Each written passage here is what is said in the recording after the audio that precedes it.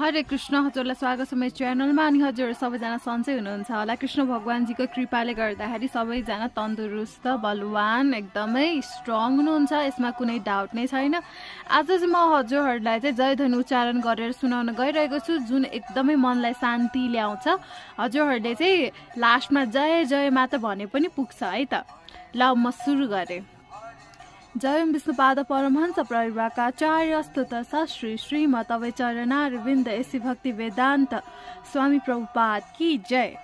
जय विष्णुपाद परमहंस परिव्राकाचार्य स्तुत श्री श्रीमद भक्ति सिद्धांत सरस्वती गोस्वामी महाराज प्रभुपाद ठाकुर की जय। अनंत कोटि वैष्णव वृंद की जय। नामाचार्य श्रीला हरिदास ठाकुर की जय। प्रेम से कहो जय श्री कृष्ण चैतन्य प्रभु नित्यानंद श्री अद्वैत गदाधर श्रीवासादि गौर भक्त वृंद की जय।